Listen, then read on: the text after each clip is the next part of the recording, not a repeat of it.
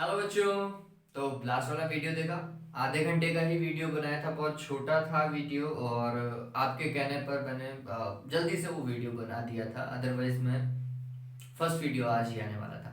Alright, तो नया video है आज का। ये वीडियो डिपेंड करता है कि आपने लास्ट वाला वीडियो देखा या नहीं देखा, क्योंकि नेज अर्धचालक मैंने समझाया था ना। तो नेज अर्धचालक अगर आपको समझ में आया है बच्चों, तो फिर आज वाला जो है वो है अपद्रव्य अर्धचालक, है ना। मैंने आपको बताया था कि अर्धचालक कितने तरीके के होते हैं, दो तरीके के होते हैं, और दोनों में से पहला प्रकार बताया था नेज अर्धचालक, शुद्ध अर्धचालक, इंट्रिंसिक सेमीकंडक्टर। दूसरा होता है एक्सट्रिंसिक सेमीकंडक्टर, अपद्रव्य अर्धचालक, बाह्य अर्धचालक, अपमिश्रित अर्धचालक। ठीक है। तो टॉपिक चालू करते हैं आज का। चलिए इंट्रोडक्शन देता हूँ। मेरा नाम प्रशांत माहेश्वरी और fun with physics YouTube channel पर आप सभी का बहुत बहुत स्वागत है। ओके, तो टॉपिक बाह्य अर्धचालक बच्चों। बाह्य अर्धचालक,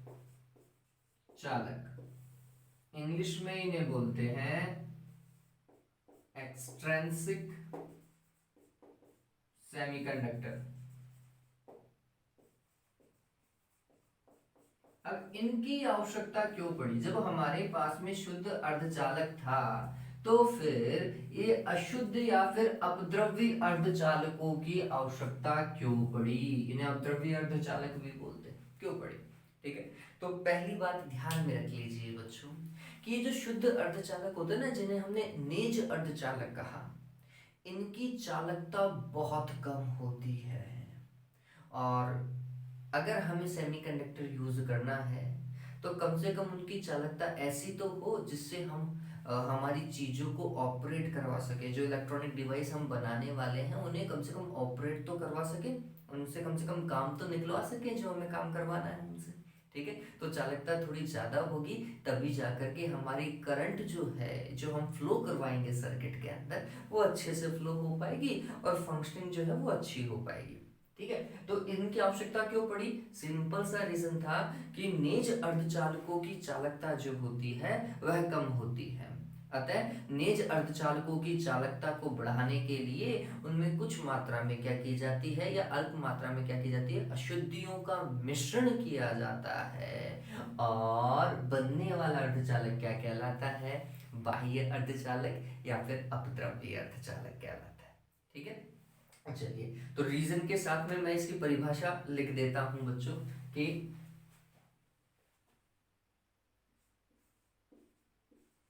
नेज अर्धचालकों की चालकता को बढ़ाने हेतु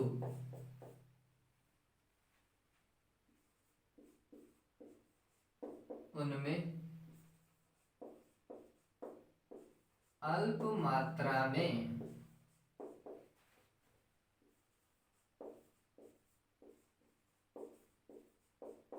अशुद्धियों का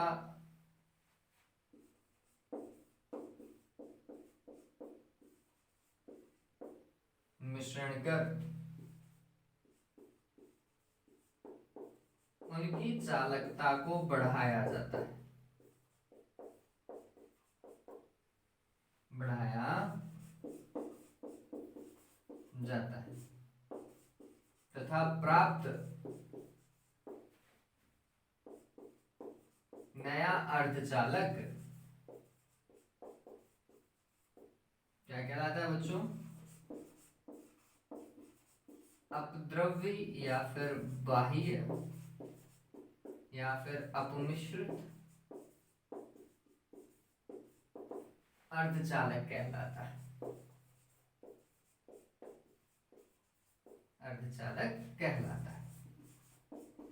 अब हम हर कोई अशुद्धि नहीं मिक्स कर सकते, ये बात और ध्यान रखिए। ठीक है। कुछ वांछित अशुद्धियां होती है जिन्हें हम मिक्स कर सकते हैं, है ना। तो यहाँ पे मैं लिख देता हूं अल्प मात्रा में वांछित एक वर्ड ऐड कर लीजिएगा, वांछित अशुद्धियां ही हम मिक्स कर सकते हैं, हर कोई अशुद्धि मिक्स नहीं कर सकते। ठीक? और किसी भी अर्धचालक के अंदर ये जो अशुद्धि मिश्रित करने की जो प्रोसेस है, जिसके थ्रू हम अशुद्धियां मिक्स करेंगे, उस प्रोसेस को बोलते हैं बच्चों अपमिश्रण, डोपिंग। ठीक है, ये ध्यान में रखिएगा। तो ये भी मैं लिख देता हूं कि किसी अर्धचालक में, किसी अर्धचालक,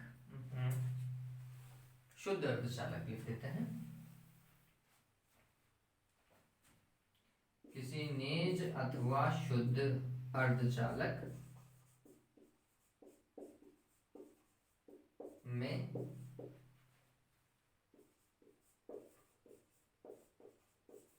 अशुद्धियां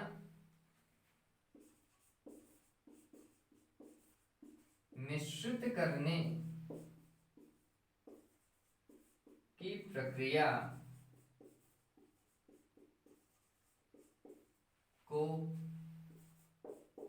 डोपिंग या फिर अपमिश्रण कहते हैं।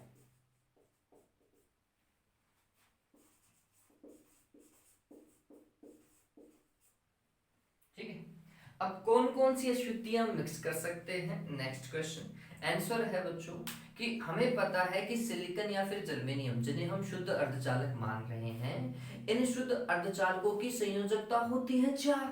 ठीक है, तो अब इनमें कौन सी अशुद्धियां मिक्स करेंगे? ऐसी अशुद्धियां जिनकी संयोजकता या तो 3 हो या फिर हो 5। ठीक है, या तो 3 संयोजकता वाले या फिर 5 संयोजकता वाले अशुद्धि परमाणुओं का मिश्रण कर हम क्या बना सकते हैं? बाह्य अर्धचालक बना सकते हैं। और जिस प्रकार की अशुद्धि मिश्रण करेंगे उसी तरीके का वो अर्धचालक बन जाएगा। एन प्रकार के अर्धचालक और पी प्रकार के अर्धचालक आपने पढ़े हैं केमिस्ट्री में, तो वो डिपेंड करता है कि आप कौन सी अशुद्धि मिक्स कर रहे हैं। ठीक है, चलिए तो सबसे पहले हम पढ़ लेते हैं इसके अंदर, पहला पॉइंट हम पढ़ रहे हैं एन प्रकार का अर्धचालक। एन प्रकार का अर्धचालक है ना, ये 2 भाग है बाह्य अर्धचालकों के, ये 2 प्रकार के होते हैं, लिख देता हूं। बाह्य अर्धचालक कितने प्रकार के होते हैं?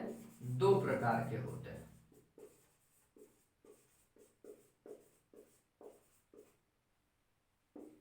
कौन कौन सा?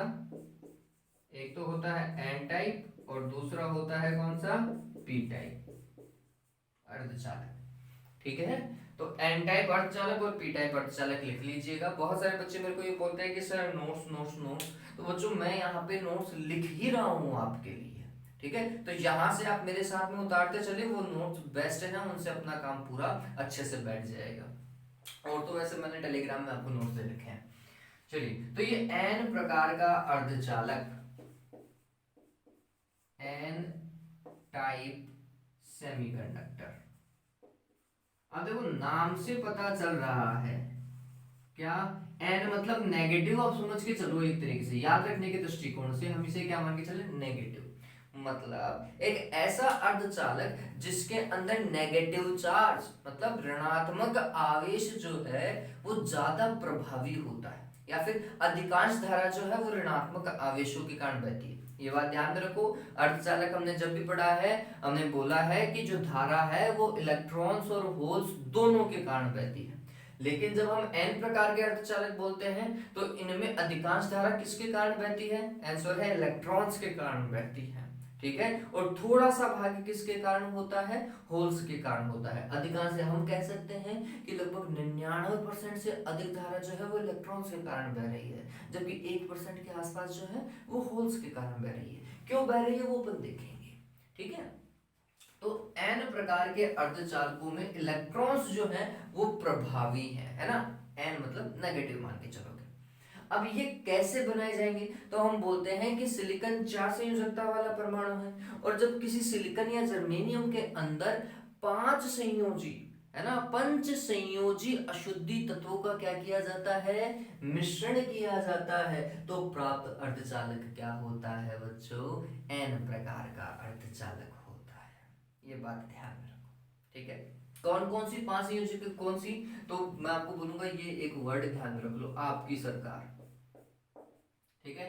आप, आर्सेनिक, एंटीमनी, फास्फोरस, है ना। यदि किसी शुद्ध सिलिकन अथवा जर्मेनियम के अंदर पंच संयोजी अशुद्धि परमाणु जैसे आर्सेनिक, एंटीमनी और फास्फोरस को मिला दिया जाए तो प्राप्त नया अर्धचालक एन प्रकार का अर्धचालक कहलाता है। ये ध्यान में रखो, ठीक है। तो ये ध्यान में ही रखना, इन सभी की संयोजकता कितनी होती है, 5 होती है। चलिए मैं लिख देता हूं,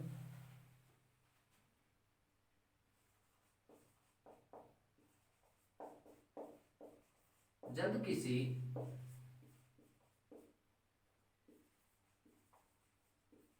शुद्ध अर्धचालक सिलिकन अथवा जर्मेनियम में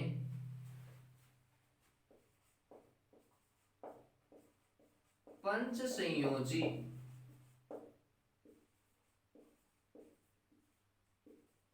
अशुद्धि परमाणु जैसे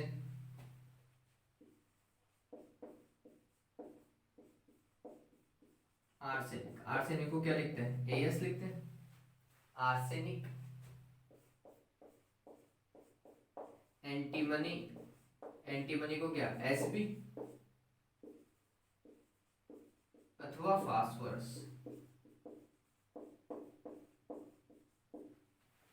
फास्फोरस को किससे, पी से, है ना, प्रदर्शित इसलिए करते हैं, को मिला दिया जाता है। अशुद्धि परमाणु जैसे आर्सेनिक, एंटीमनी अथवा फास्फोरस को मिलाया जाता है, मिलाया जाता है तो प्राप्त नया अर्धचालक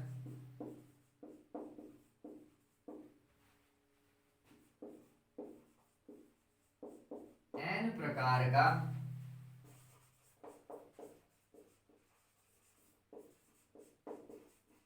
अर्धचालक कहलाता है, ठीक है। अब ये एन प्रकार का अर्धचालक का स्ट्रक्चर कैसा बनाएंगे वो भी इंपॉर्टेंट है, तो ये 1 नंबर पे डाल लीजिएगा या फिर इसे ए पॉइंट लिख लीजिएगा कि ए पॉइंट में परिभाषा पूछी जाती है। अब इस परिभाषा में मैंने आपको 1 से 2 सवाल करवा दिए। पहला, एन प्रकार के अर्धचालक किसे कहते हैं, ये परिभाषा हो गई, ठीक। एन प्रकार के अर्धचालक को प्राप्त करने हेतु शुद्ध अर्धचालकों में कौन सी अशुद्धियों का मिश्रण किया जाता है, आंसर है पंच संयोजी अशुद्धि परमाणुओं का अपमिश्रण किया जाता है। किन्हीं 2 पंच संयोजी अशुद्धि परमाणुओं के नाम लिखो, आंसर है आर्सेनिक, एंटीमनी या फिर फास्फोरस, जो भी आपको 2 याद है वो आप लिख दीजिएगा, ठीक है। अब ये पूछता है ना, ये नाम ध्यान में रखना बच्चों, ठीक है, ये नाम आपको ध्यान में ही रखने पड़ेंगे। नॉर्मली तो अपन फास्फोरस का उपयोग करते हैं डायग्राम बनाते टाइम, लेकिन आपको ये तीनों नाम ध्यान में रखने हैं, आर्सेनिक, एंटीमनी और फास्फोरस। आपकी सरकार याद रखोगे तो अपने आप याद रह जाएगा, ठीक है। चलिए ओके, अब यहां पर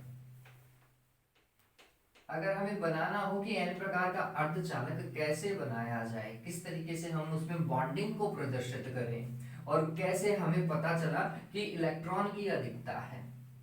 देखिए थ्योरी का जो भाग मैं आपको करवा रहा हूं वही लिखना है, एग्जाम में भी उससे ज्यादा लिखने की आवश्यकता है नहीं। हालांकि ये पूछा बहुत कम जाता है, इसलिए मैं थ्योरी आपको वही लिखवा रहा हूं जो एग्जाम में पूछी जा सकती है, या फिर एग्जाम में आए तो वो थ्योरी लिखोगे तो आपका काम बैठ जाएगा, ठीक है। तो हम बोलते हैं कि इसमें होता क्या है, सिलिकॉन सिलिकॉन के परमाणु होते हैं मोस्टली, तो ठीक है, और उनमें बहुत कम मात्रा में क्या मिलाई जाती है, ये अशुद्धि मिलाई जाती है। ये अशुद्धि का लेवल कैसा है, तो हम बोलते हैं 1 ppm, 1 ppm। ppm का मतलब क्या होता है, पार्ट पर मिलियन। ये क्या है, पार्ट पर मिलियन। इसका मतलब 1 मिलियन सिलिकॉन के अंदर कितनी अशुद्धि होगी, 1 होगी, ठीक है।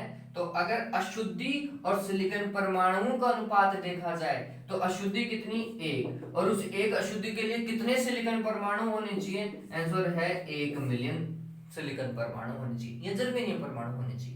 तो ये बात ध्यान में रखना, 1 ppm का मतलब क्या होता है, 10 की घात 6 सिलिकॉन अथवा जर्मेनियम परमाणु में मात्र एक अशुद्धि को मिश्रित किया जाता है। और इतना करने पर भी इनकी जो चालकता है बच्चों वो लगभग 100 से 1000 गुना तक बढ़ सकती है।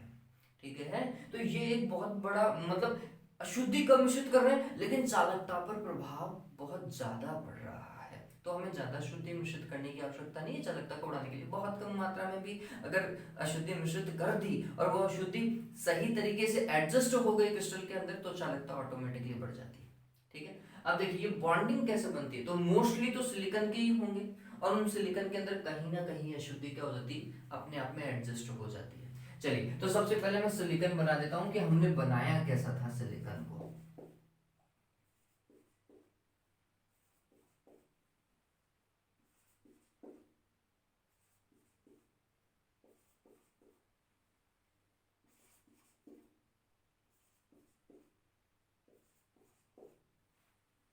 ये सिलिकॉन है और सभी के पास में कितने,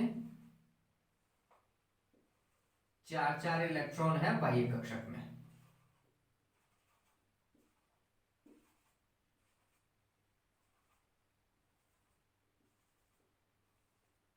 आप यहाँ पे जर्मेनियम से भी यही काम कर सकते थे बच्चों, कहीं कोई दिक्कत नहीं है। ये जो मैं डॉट बना रहा हूं ये इलेक्ट्रॉन को प्रदर्शित कर रहे हैं, ये बात ध्यान में रखें। आप सोचो कि ये डॉट क्या बना रहे हैं सर, ये है इलेक्ट्रॉन बच्चों।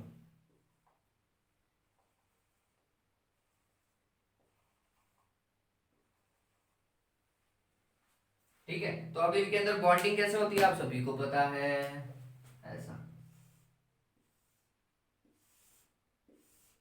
और यहाँ पर कोई दूसरा होगा तो दूसरा हो जाएगा ना।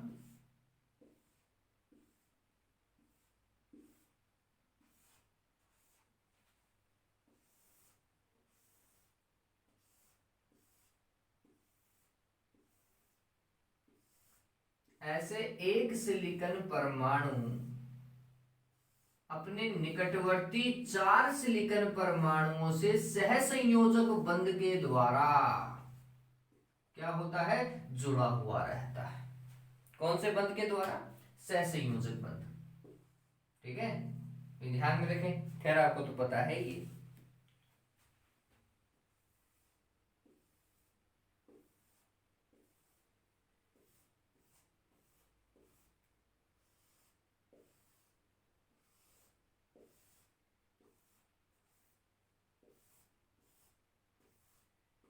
ठीक है, एक सिलिकॉन परमाणु अपने निकटवर्ती 4, 1 2 3 4 सिलिकॉन परमाणु से क्या होता है, सहसंयोजक बंध द्वारा जुड़ा हुआ रहता है। ये सामान्य स्ट्रक्चर है।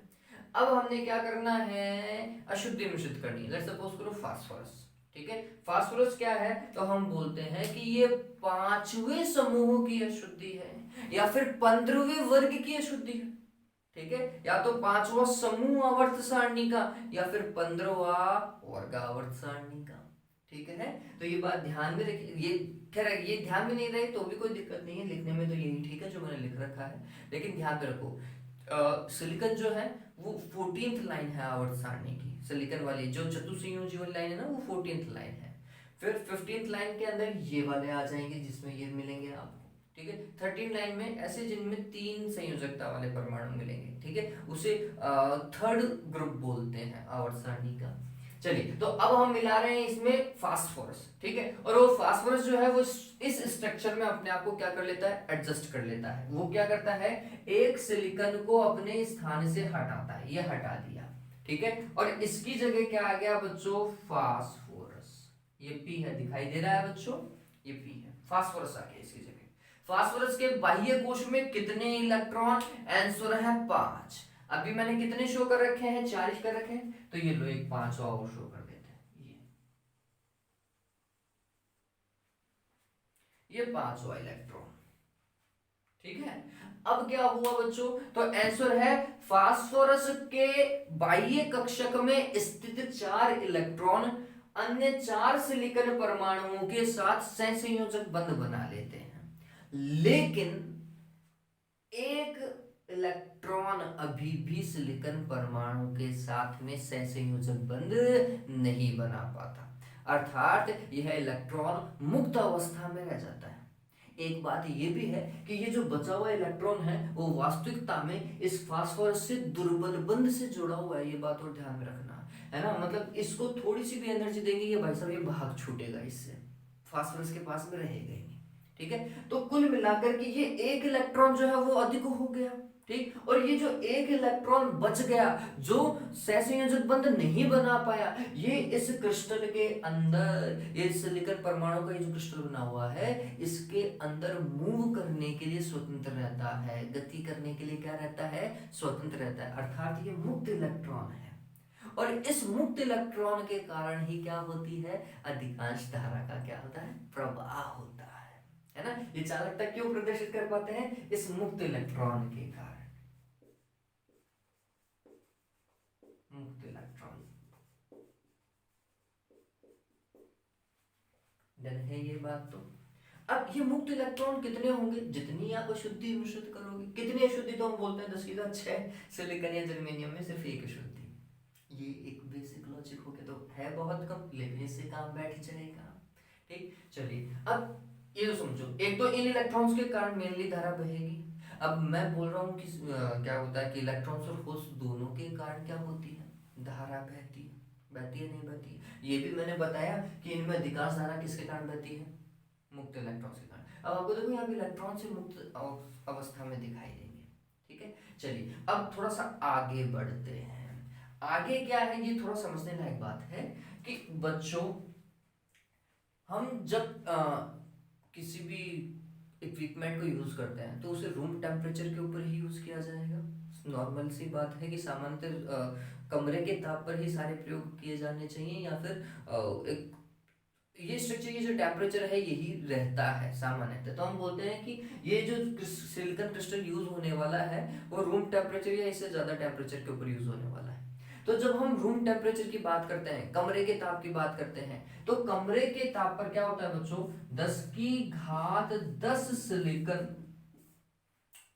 परमाणुओं में से सिर्फ एक सिलिकॉन परमाणु ऐसा होगा जो अपने सहसंयोजक बंध को तोड़ देगा।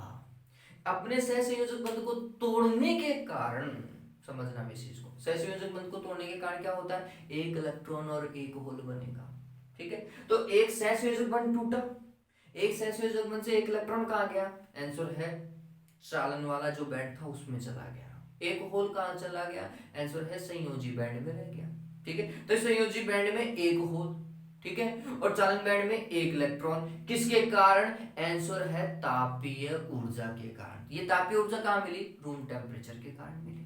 ठीक है, चलो कितने, 10⁻10 सिलिकॉन में। अब ये थोड़ा सा रेशियो समझना बच्चों, थोड़ा समझने लायक बात है।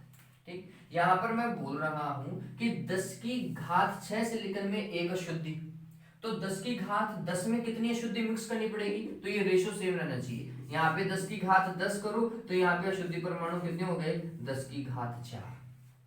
ठीक है, अगर 10⁻10 सिलिकॉन परमाणु है तो उनमें अशुद्धि परमाणु कितने होने चाहिए, 10⁻4, 10,000 होने चाहिए, 10,000 अशुद्धियां। और जितनी अशुद्धियां, क्योंकि फास्फोरस क्या था, अशुद्धि थी, और जितनी अशुद्धियां उतने ही क्या, मुक्त इलेक्ट्रॉन। अगर एक फास्फोरस मिलाएंगे तो एक मुक्त इलेक्ट्रॉन, 10 फास्फोरस मिलाएंगे तो 10 मुक्त इलेक्ट्रॉन, और अगर 1000 या 10,000 फास्फोरस मिलाएंगे तो 10,000 मुक्त इलेक्ट्रॉन।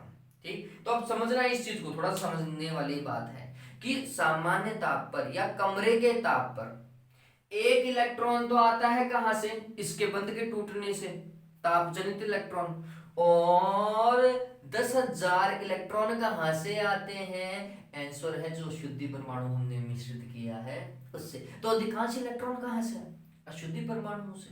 क्लियर है ये बात, तो ये बात ध्यान में रखिएगा कि जब n प्रकार के अर्धचालक पढ़े हैं और उसमें बोले कि इलेक्ट्रॉनों का संख्या घनत्व कहां से निकालना चाहिए, आंसर है जितने अशुद्धि परमाणु आप मिलाएंगे उतने ही इलेक्ट्रॉन होंगे। ये हम मान करके चलते हैं, क्योंकि 10,000 के सामने एक इलेक्ट्रॉन ज्यादा वैल्यू नहीं रखता। ठीक है, अब ये और समझो, ये इलेक्ट्रॉन मुक्त अवस्था वाले इलेक्ट्रॉन है, कहां पर होंगे, चालन बैंड में या संयोजी बैंड में, आंसर है चालन बैंड में होंगे। ठीक है, तो अब ये इलेक्ट्रॉन चालन बैंड में, संयोजी बैंड में कितना, सिर्फ एक ही होल था, वो भी बॉन्ड टूटा तो, ठीक, तो एक होल संयोजी बैंड में 10,000 इलेक्ट्रॉन कहां पर, चालन बैंड में। किसकी संख्या ज्यादा हुई, आंसर है इलेक्ट्रॉनों की संख्या ज्यादा हुई, तो धारा किसके कारण बहेगी, सीधी सी बात है इलेक्ट्रॉनों के कारण बहेगी। ठीक है, तो ये थोड़ा सा कॉम्प्लिकेटेड है, अगर ये चीज भी नहीं ध्यान में रखे तो एक चीज बस इतना ध्यान में रख लीजिएगा बच्चों कि धारा का अधिकांश भाग मुक्त इलेक्ट्रॉनों के कारण ही बहता है। ठीक है, चलो जब मैं लिखाऊंगा तो आपको समझ में आएगा, वो डायग्राम बहुत इंपॉर्टेंट है।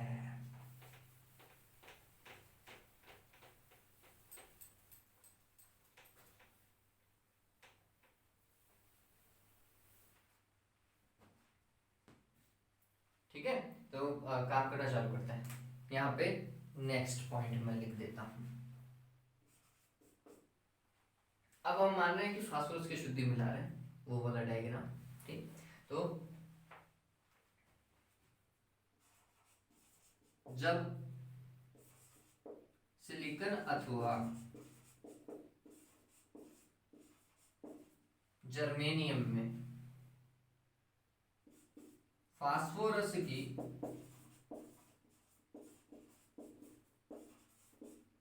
अशुद्धि को मिलाया जाता है तो फास्फोरस के 5 में से 4 इलेक्ट्रॉन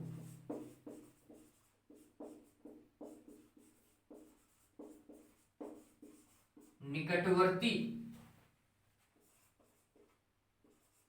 सिलिकॉन परमाणुओं के साथ सहसंयोजक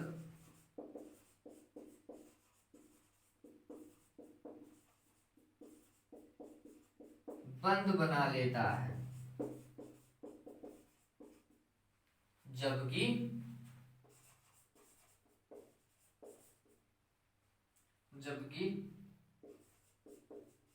शेष एक इलेक्ट्रॉन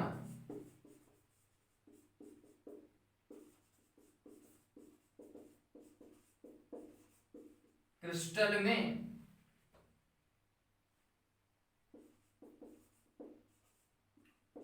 स्वतंत्र रूप से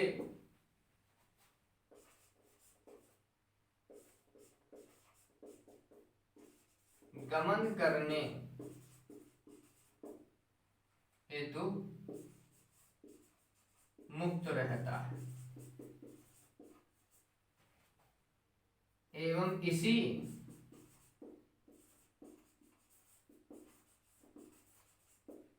मुक्त इलेक्ट्रॉन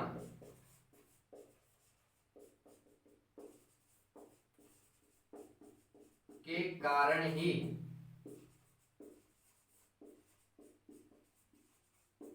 अर्धचालक की चालकता में क्या आती है बच्चों,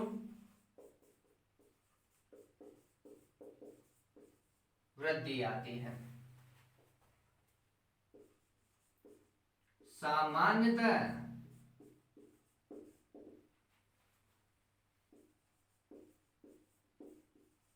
अशुद्धि परमाणु तथा शुद्ध अर्धचालक परमाणु, अशुद्धि परमाणु का मतलब बच्चों फास्फोरस मान लो या फिर जो भी अशुद्धि आप चूज करोगे, और शुद्ध अर्धचालक मतलब सिलिकॉन या फिर जर्मेनियम परमाणु की संख्या का अनुपात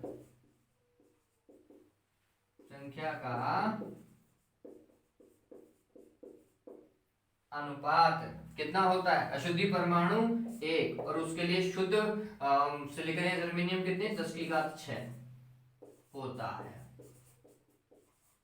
ठीक है, ये ध्यान में रखना। और इसे हम क्या बोलते हैं, तो 1 ppm, इंग्लिश में पार्ट पर मिलियन लिख लीजिएगा, 1 ppm लिख लीजिएगा बस। इसे ऐसा भी ध्यान में रख सकते हो, 1 ppm। ठीक है, हो गया ये दिन, हो गया। चलिए, तो अब आगे काम करते हैं।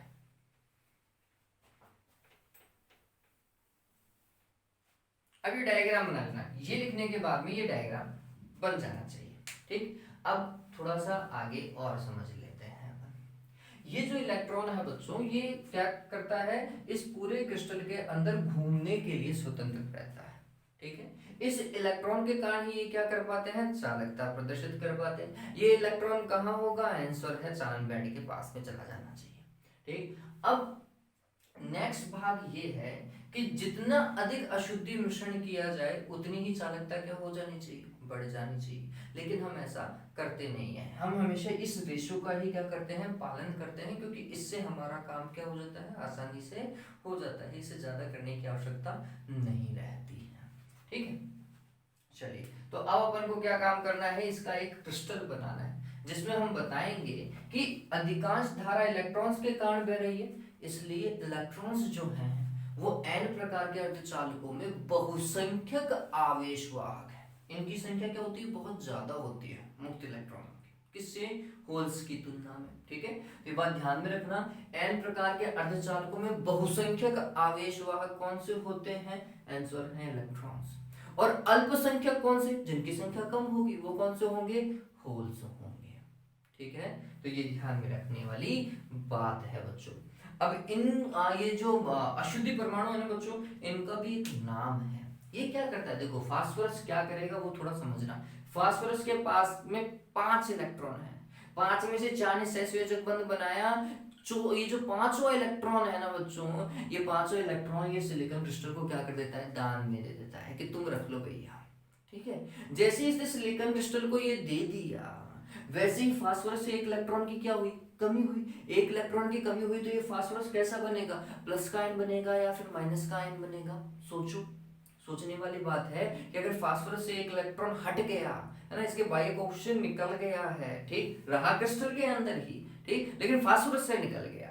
ठीक, तो अगर ये फास्फोरस से अगर निकल गया तो फास्फोरस कैसा आयन बनेगा, धन आयन। ठीक है, और इलेक्ट्रॉन तो माइनस का होता ही होता है। बात समझ में आई। ठीक, तो ये बात ध्यान में रखना, चूंकि फास्फोरस अपने एक इलेक्ट्रॉन का क्या करता है, दान करता है, अतः इस प्रकार की अशुद्धियों को दाता प्रकार की अशुद्धियां कहा जाता है। ये बात ध्यान में रखना, दाता परमाणु हो गए और या फिर इन अशुद्धियों को क्या कहा जाता है, दाता प्रकार की अशुद्धियां कहा जाता है। डोनर टाइप इम्प्योरिटीज या फिर डोनर इम्प्योरिटीज। ठीक है, ये ध्यान में रखिएगा। तो मैं बताता हूं आपको कि काम कैसे करना है इसको। जब हम क्रिस्टल स्ट्रक्चर में लिखेंगे, एक डायग्राम ये बनाओगे, दूसरा डायग्राम ये बनाओगे, फिर मैं थ्योरी लिखवा दूंगा, पहले ये डायग्राम समझ लीजिए। चूंकि फास्फोरस धनायन बना रहा है तो आप इस डायग्राम के अंदर क्या करेंगे, धन आयन बनाएंगे। और ये धनायन की जितने अशुद्धियां हैं उतने ही धनायन बनेंगे भाई, है ना। ज्यादा अशुद्धियां हैं तो धनायनों की संख्या ज्यादा होगी।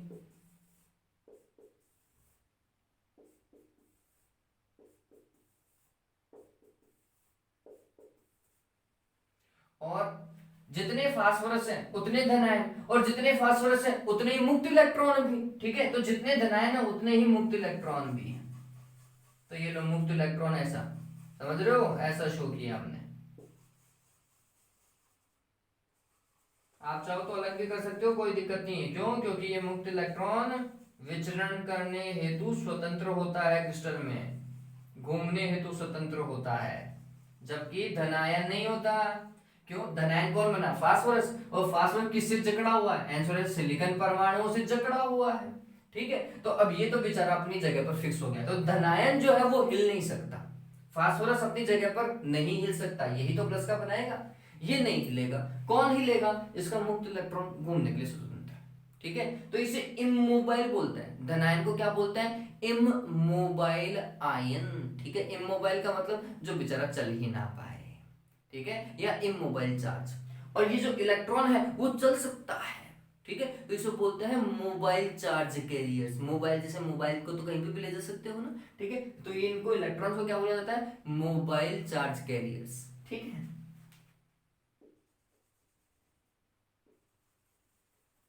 ये इलेक्ट्रॉन्स हो गए सभी के पास में, हो गया। तो इलेक्ट्रॉन्स शो कर दिया, जिनके कारण क्या हो रही है, धारा मेनली धारा। ठीक, और हम बोलते हैं कि कमरे के ताप पर 10 की घात 10 सिलिकॉन में से एक सिलिकॉन ऐसा होगा जो अपने सेसियों जंगबंध को तोड़ेगा, तो उसके कारण होल भी पैदा होगा। तो एक होल भी हो सकता है, मतलब बहुत सारे इलेक्ट्रॉनों के अंदर एक दो होल्स हो तो भी कोई दिक्कत वाली बात नहीं है। तो यहाँ पर हमने ऐसा 2 होल्स और बना दिए। ठीक, तो ये क्या है, आंसर है होल्स है। और होल्स क्या होते हैं, अल्पसंख्यक आवेश वाहक, जिनकी संख्या कम है, माइनॉरिटी चार्ज कैरियर्स, अल्पसंख्यक आवेश वाहक, ये ध्यान में रखने लायक बात है। ठीक, फिर ये क्या है, इलेक्ट्रॉन्स हैं, ये जो डॉट डॉट ना रखें ये इलेक्ट्रॉन्स हैं, इलेक्ट्रॉन्स। और ये क्या होते हैं, बहुसंख्यक, जिनकी संख्या बहुत ज्यादा है, आवेशवाहक। इलेक्ट्रॉन्स क्या होते हैं, बहुसंख्यक आवेशवाहक। और ये प्लस जैसा हमने क्या बनाया, ये है धन आयन, ये क्या है, धन आयन। धन आयन कौन सी, जो शुद्धि है ना, ये फास्फोरस ने अपना इलेक्ट्रॉन दान किया तो ये डोनर टाइप बना, है ना, दान करने के कारण ये खुद कैसा बन गया, धन आयन बन गया। तो चलो एक बार के लिए उतारो, मैं और देख लेता हूँ कि वीडियो क्लैरिटी ठीक तो है। इतना वीडियो बना दिया, पता चले वीडियो ही खराब बन रहा, जल्दी से इस चीज को उतारो।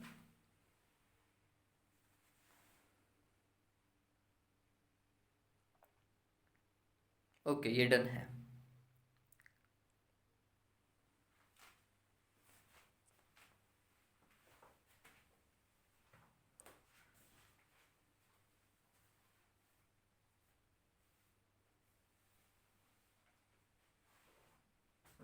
वाह,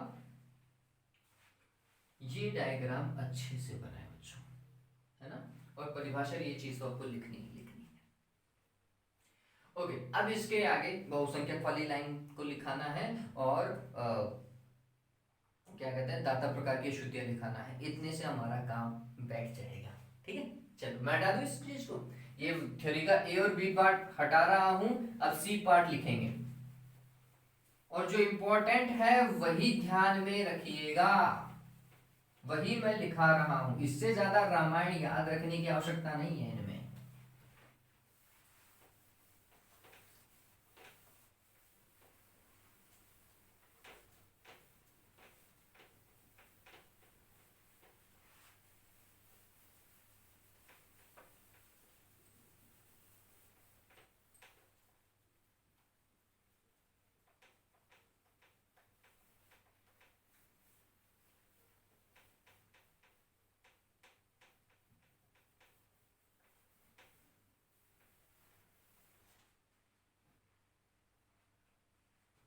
चलिए सी पॉइंट,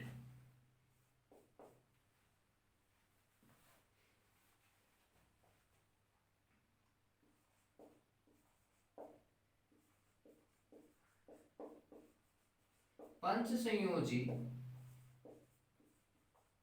अशुद्धि मिश्रण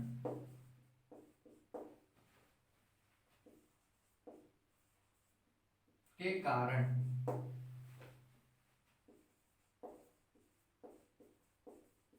अशुद्धि परमाणु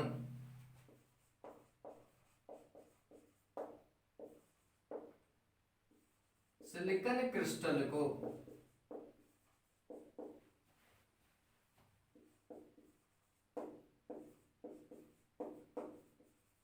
एक इलेक्ट्रॉन का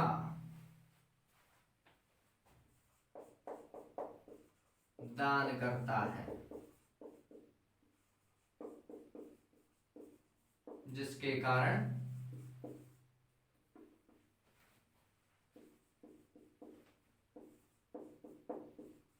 इन अशुद्धियों को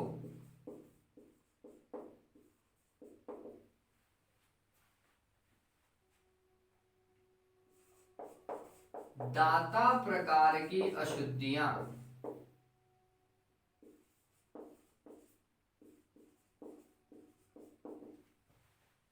तथा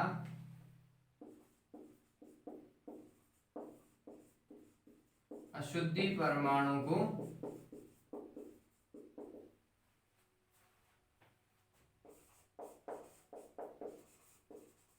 दाता प्रकार के परमाणु कहा जाता है,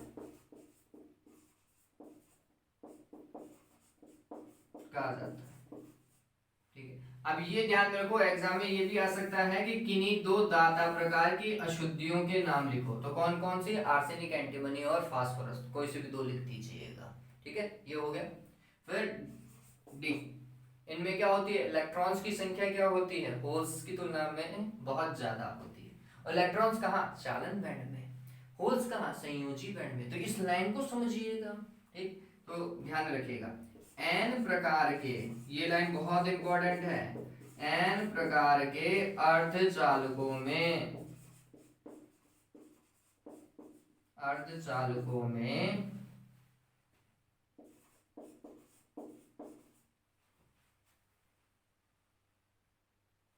कॉम्प्लिकेट करूं या सिंपल लिखूं?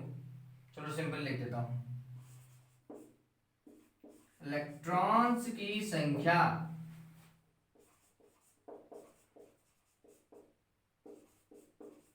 होल्स की तुलना में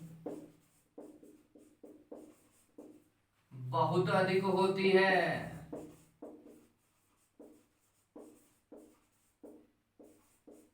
अधिक होती है। अतः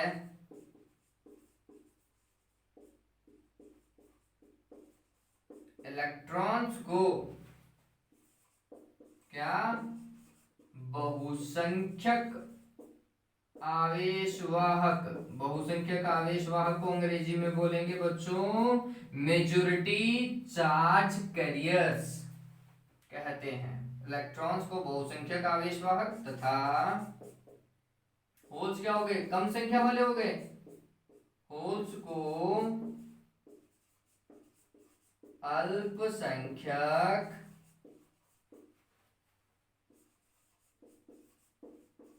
आवेशवाहक कहते हैं। ठीक है, किसमें? एन प्रकार के अर्धचालकों में ही। ये बात ध्यान रखना, हर जगह ऐसा नहीं होता, सिर्फ एन प्रकार के अर्धचालकों में ये सिनेरियो जो है वो काम करता है कि इलेक्ट्रॉन्स क्या होते हैं? आंसर है बहुसंख्यक आवेशवाहक। होल्स क्या होते हैं? अल्पसंख्यक आवेशवाहक होते हैं। ठीक है, अर्थात अधिकांश धारा का चालन जो है वो इलेक्ट्रॉन्स के कारण होता है। अर्थात अधिकांश धारा का चालन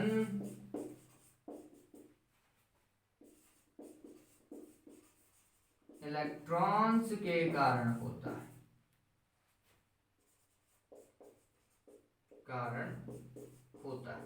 अब समझिए इस चीज को, इलेक्ट्रॉन्स की कितनी संख्या? आंसर है जितने आप अशुद्धि परमाणु मिलाओगे उतने ही सामान्यतः इलेक्ट्रॉन्स की संख्या होगी। ठीक है, अशुद्धि परमाणु को मैं डोनर टाइप बोल रहा हूँ, अंग्रेजी में डोनर बोल रहे हैं। तो अशुद्धि परमाणुओं का संख्या घनत्व अगर ND हो और इलेक्ट्रॉन्स का संख्या घनत्व Ne हो, तो ये बात ध्यान रखना, इलेक्ट्रॉन्स का संख्या घनत्व लगभग बराबर होगा किसके? डोनर टाइप इम्प्योरिटीज के संख्या घनत्व के। ठीक है, ये दोनों बराबर होंगे क्योंकि जितनी आप अशुद्धियां मिलाओगे उतने ही क्या होंगे? इलेक्ट्रॉन्स होंगे। सीधी सी बात है ये बात। ठीक, तो ये चीज को ध्यान में रखें। तो ये मेरे साथ में उतार लिया।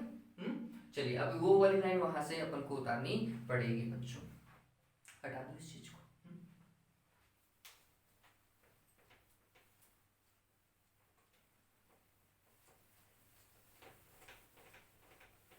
इस लाइन को और अच्छा कैसे लिख सकते थे कि एन प्रकार के अर्धचालकों में चालन बैंड में इलेक्ट्रॉन्स की संख्या संयोजी बैंड में उपस्थित होल्स की संख्या से बहुत अधिक होती है। होल्स हमेशा कहाँ? संयोजी बैंड में होंगे। तो ये लिखने का एक अच्छा पैटर्न हो सकता था।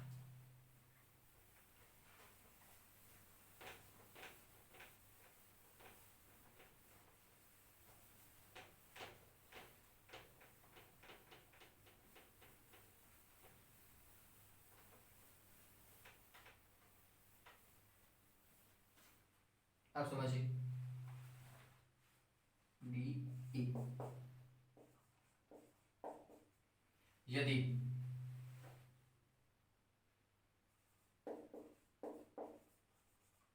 इलेक्ट्रॉन्स का संख्या घनत्व Ne हो,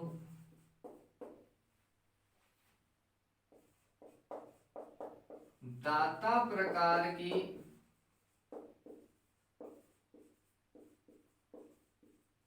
अशुद्धियों का संख्या घनत्व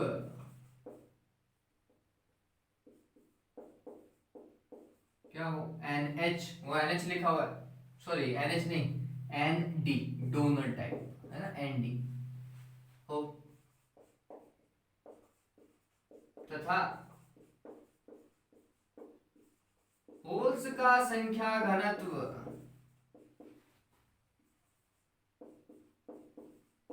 क्या हो, N और होल्स के लिए H हो। तो क्या बच्चों, हमें पहली बात तो ये ध्यान में रखनी है कि इलेक्ट्रॉन्स और डोनर टाइप इम्प्योरिटीज, इनका मान क्या होता है, बराबर होता है। ठीक, इलेक्ट्रॉन्स की जो संख्या है वह बहुत ज्यादा होती है किससे, होल्स की संख्या से। तो इलेक्ट्रॉन्स का संख्या घनत्व होल्स की संख्या घनत्व से बहुत ज्यादा है। अगर इलेक्ट्रॉन्स का संख्या घनत्व ज्यादा है तो इसका मतलब डोनर टाइप इम्प्योरिटीज का भी ज्यादा होगा। मतलब आप इसकी जगह एनडी भी तो लिख सकते हो, दोनों बराबर। एवं ये चीज आपको हमेशा ध्यान में रखनी पड़ेगी, क्या भाई, Ne और NH इन दोनों का गुणनफल हमेशा किसके बराबर होता है, Ni के होल स्क्वायर के। Ni क्या, नेज अर्धचालकों में आवेश वाहकों का संख्या घनत्व का वर्ग। Ni का स्क्वायर क्या हुआ, ये संख्या घनत्व है किसका, शुद्ध अर्धचालकों में आवेश वाहक इलेक्ट्रॉन्स और होल्स का संख्या घनत्व, है ना। ये चीज हमेशा ध्यान रखना, और ये तो इंपॉर्टेंट है ना। चलिए, हो गया ये काम। हाँ भाई, तो ये कुल मिलाकर के क्या था, एन प्रकार के अर्धचालक थे। अब एन प्रकार के अर्धचालकों को हम वर्जित ऊर्जा अंतराल के हिसाब से भी या एनर्जी बैंड गैप के हिसाब से भी समझा सकते हैं, ये बात ध्यान में रखिएगा। तो according to energy band diagram, तो A B C D E F. अब ये जो डायग्राम बनाऊं उतना ही दिमाग में रखें, ज्यादा रामायण याद रखने की जरूरत नहीं है, मैं जो बता दूंगा वही याद में रखिएगा। ठीक, तो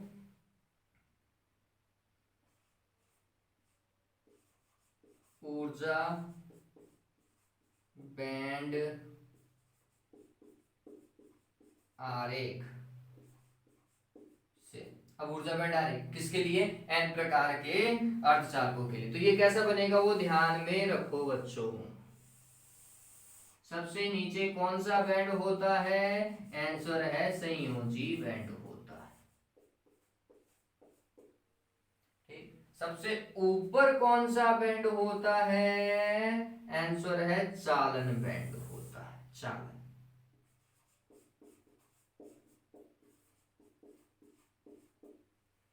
ठीक है, संयोजी बैंड में क्या होंगे, होल्स होंगे। ठीक है, चालन बैंड में क्या होंगे, इलेक्ट्रॉन्स होंगे, और इलेक्ट्रॉन्स की संख्या क्या होनी चाहिए, ज्यादा होनी चाहिए। किससे ज्यादा होनी चाहिए, होल्स की संख्या से। तो यही तो मैं बोल रहा हूं कि चालन बैंड में इलेक्ट्रॉन्स की संख्या संयोजी बैंड में उपस्थित होल्स की संख्या से क्या होती है, बहुत ज्यादा होती है। ठीक है, एक तरीका ये। दूसरा, यहां पर आपको बताना पड़ेगा क्या भाई, एक ये वर्जित ऊर्जा अंतराल है ना, वर्जित ऊर्जा अंतराल में ये ऐसा एक डॉट डॉट डॉट लाइन और बनाओगे। ये डॉट डॉट डॉट लाइन कहां की ओर होगी, आंसर है चालन बैंड के निकट होगी। ये कहां की, ये ऊर्जा स्तर है, डोनर टाइप इम्प्योरिटीज का ऊर्जा स्तर, जिसे हम बोलते हैं दाता दाता ऊर्जा स्तर। ठीक है, और इसकी एनर्जी को आप लिखेंगे E और D। जैसे चालन बैंड के लिए निम्नतम ऊर्जा क्या लिखी जाती है, E और C लिखा जाता है। इसके लिए क्या लिखा जाता है, E और V लिखा जाता है वैलेंस बैंड के लिए। ठीक, तो ये जो दाता ऊर्जा स्तर है ये किसके निकट होता है? आंसर है चालन बैंड के निकट। क्यों? क्योंकि बहुसंख्यक आवेश वाहक जहां होते हैं वहीं पर ही ये ऊर्जा स्तर अपने आप को क्या कर देता है? शिफ्ट कर देता है। बहुसंख्यक आवेश वाहक कहां पर है? चालन बैंड की तरफ है, तो अधिकांशतः फिर ये ठीक। अगर अशुद्धि मिश्रण ज्यादा करेंगे तो ये भी संभव था कि ये ऊर्जा स्तर शायद चालन बैंड के अंदर ही समाहित होने की कोशिश करे, बिल्कुल पास में उसमें ही समाहित हो जाता है। ये बात ध्यान में रखिएगा, ठीक। लेकिन ये बिल्कुल सही पैटर्न है। डन हुआ? चलिए ये बात और ध्यान में रखें कि इन दोनों के मध्य का ऊर्जा अंतराल, किसके मध्य का? EC माइनस ED, ठीक। ये जो डेल ई है, इस डेल ई का मान सिलिकॉन के लिए कितना? 0.05 इलेक्ट्रॉन वोल्ट। किसके लिए? सिलिकॉन हेतु। यहां पे लिख दो सिलिकॉन हेतु। इन दोनों के बीच का EC और ED के बीच का ऊर्जा अंतराल मतलब चालन बैंड की निम्नतम ऊर्जा तथा दाता ऊर्जा स्तर की ऊर्जा के मध्य का ऊर्जा अंतराल कितना? 0.05 इलेक्ट्रॉन। और अगर इसी की जगह अगर जर्मेनियम यूज कर लेते तो ये मान तो और भी कम था, इलेक्ट्रॉन वोल्ट। किसके लिए? जर्मेनियम के लिए। अब ये थोड़ा सा गौर करने लायक बात है बच्चों कि लेट्स सपोज करो ये सिलिकॉन का बना हुआ है, ठीक है। तो सिलिकॉन में अगर हमें एक बंध तोड़ना है, समझना इस चीज को, अगर हमें एक बंध तोड़ना है तो ऊर्जा की आवश्यकता होती है शुद्ध सिलिकॉन में 1.12 इलेक्ट्रॉन वोल्ट। इतनी ऊर्जा देंगे तो क्या मिलेगा हमें? एक इलेक्ट्रॉन चालन बैंड में मिलेगा और एक होल संयोजी बैंड में मिलेगा, इतनी ऊर्जा देने पर, ठीक है। जबकि इससे बहुत कम ऊर्जा, अरे एक तो 1.1 इलेक्ट्रॉन वोल्ट, 1.05 इलेक्ट्रॉन वोल्ट, ये तो बहुत कम है, ठीक है। तो अगर हम अशुद्धियां मिश्रित कर देते हैं और हम इतनी सी भी ऊर्जा देंगे ना तो ये अशुद्धियों के इलेक्ट्रॉन कहां चले जाएंगे? चालन बैंड में चले जाएंगे। अरे इलेक्ट्रॉन्स वास्तविकता में मुक्त इलेक्ट्रॉन्स थे किसके पास में? अशुद्धियों के पास में थे, ठीक है। और वो इलेक्ट्रॉन कहां चले जाएंगे?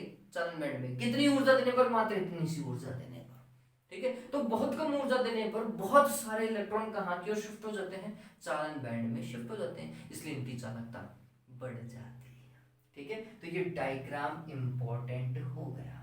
ये बात और ध्यान में रखना, जैसे ही अब अशुद्धि मिश्रित हो चुकी है, ध्यान में रखिएगा, ये 1.1 इलेक्ट्रॉन वोल्ट कब है? शुद्ध अवस्था में वर्जित ऊर्जा अंतराल। किसके लिए? सिलिकॉन के लिए। अशुद्ध अवस्था में यही, अशुद्ध मतलब जैसे आपने इम्प्योरिटी मिक्स कर दिया ना, सिलिकॉन में फास्फोरस मिला दिया, तो यही ऊर्जा अंतराल अब कम हो जाता है। कितना? 0.7 इलेक्ट्रॉन वोल्ट। किसके लिए? सिलिकॉन के लिए। जर्मेनियम के लिए शुद्ध अवस्था में वर्जित ऊर्जा अंतराल कितना था? आंसर है 0.7 इलेक्ट्रॉन वोल्ट था जर्मेनियम में, ठीक है। अब जैसे ही अगर जर्मेनियम में फास्फोरस या फिर कोई सी भी अशुद्धि मिश्रित कर देते तो ये वर्जित ऊर्जा अंतराल हो जाता 0.3 इलेक्ट्रॉन वोल्ट। गौर करो, वर्जित ऊर्जा अंतराल के मान में भी क्या आती है? कमी आती है। वर्जित ऊर्जा अंतराल का मान कम हो जाएगा तो क्या होगा? इलेक्ट्रॉन जल्दी से शिफ्ट होने की कोशिश करेगा, और तो क्या होगा, ठीक। चलिए, तो ये खैर हम आगे और डिस्कस करेंगे, ये तो बहुत बार लिखा भी जाएगा कि अशुद्ध अवस्था में इतना, शुद्ध अवस्था में इतना, ध्यान रखिएगा सिलिकॉन के लिए, और ये जर्मेनियम के लिए, है ना। ये डायग्राम बहुत ज्यादा इंपॉर्टेंट है, एग्जाम में पूछा जाता है। ऐसा डायग्राम पूछ लेगा और पूछेगा कि यह कौन से के लिए है, कौन से अर्धचालकों के लिए डायग्राम बनाया गया है। आंसर है कौन से के लिए? n प्रकार के अपद्रव्य अर्धचालकों के लिए, ठीक है। और वो कहां से पता चला? इस दाता ऊर्जा स्तर से पता चला। अगर दाता ऊर्जा स्तर ऊपर की ओर है, चालन बैंड के निकट है, इसका मतलब क्या है बच्चों? n प्रकार का अर्धचालक। अगर ये बीच में है, ऐसे डॉट डॉट डॉट लाइन जो है अगर बीच में होती है, जिसे हम फर्मी ऊर्जा स्तर बोलते हैं, अगर वो बिल्कुल बीच में होती है तो फिर वो नेज अर्धचालक होगा। और पी प्रकार का पेपर डिस्कस करेंगे नेक्स्ट वीडियो के अंदर। ये डन हुआ बच्चों, कोई दिक्कत नहीं है इसमें। तो इस चीज को सिर्फ n प्रकार के अर्धचालकों में इतना ही ध्यान में रखें, इससे ज्यादा एक्स्ट्रा ध्यान में रखने की कोई आवश्यकता नहीं है। ये डायग्राम, ये पर्टिकुलर पार्ट, है ना, और ये वाले चीजें जो है वो आपको पता होनी चाहिए। अगर ये चीजें पता है, आपका n प्रकार का अर्धचालक क्लियर है। चलिए, तो आज के लिए बच्चों इतना ही है। नेक्स्ट वाले वीडियो में हम डिस्कस करेंगे बच्चों p प्रकार के अर्धचालकों को। मैं सोच रहा था इसी में कंप्लीट कर दे, लेकिन हो नहीं पाएगा, वीडियो थोड़ा और बड़ा हो जाएगा, तो छोड़ दीजिए। नेक्स्ट वाले वीडियो में अपन उसको डिस्कस करते हैं, किसको, पी प्रकार के अर्धचालकों को डिस्कस करते हैं। आज के लिए इतना ही। Have a good day, take care.